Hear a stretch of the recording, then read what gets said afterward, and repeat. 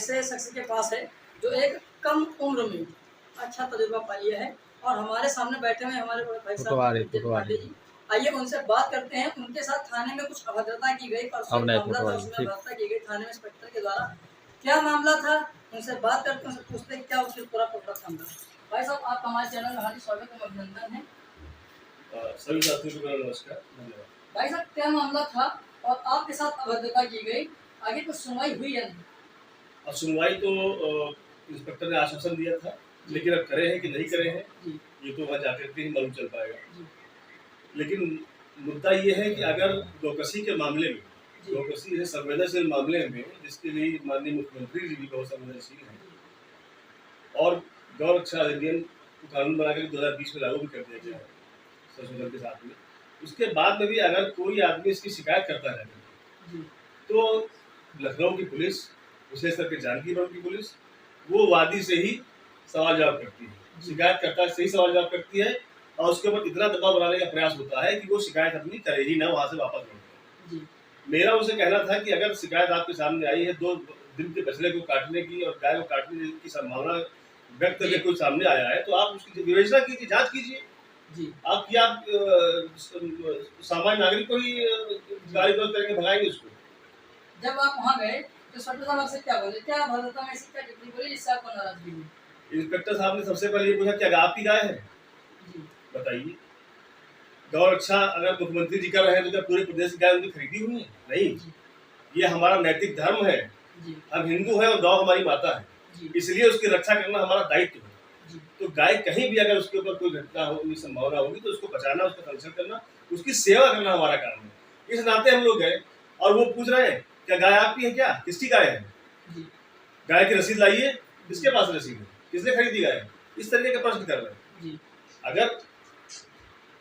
अगर गाय कहीं पे मोहल्ले में हम लोग की गाय घूमती रहती है, उसकी सेवा कर रहा है 4-5 साल से 6 साल से, मोहल्ले के लोग उस गाय की सेवा कर रहे थे, उसको दाना पानी करते थे, उसके बाद में अचानक से एक दिन रात में, वो भी 10:30-11 बजे, अगर आपकी किसी मुसलमान की गाय थी तो 2 दिन में आना चाहिए था।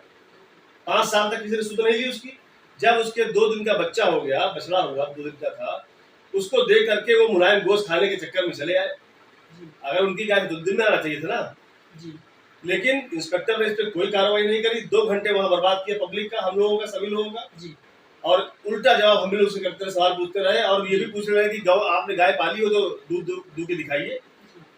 तो हमारे साथी अधिवक्ता ने कहा कि दूध के हम दिखा देंगे आपको, आपकी थाने गाय है, अभी चलिए अभी दूध देते हैं और आपको दूध के दिखाना पड़ेगा। हम लोगों ने कहा कि गाय दूध तो हम लोग दूध देंगे, लेकिन दूध दूध के फिर थाने को भी दिखाना पड़ेगा।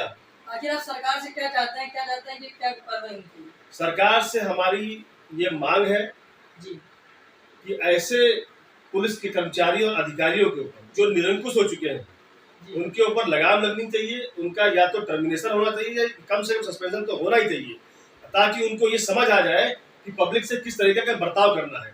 आपको पब्लिक की सुरक्षा के लिए रखा गया है, आप रक्षक हैं, आप भक्षक मत बनिए। अगर आप भक्षक बनेंगे तो पब्लिक भक्षक बन जाएगी, फिर आपको रास्ता नहीं मिलेगा भागने का।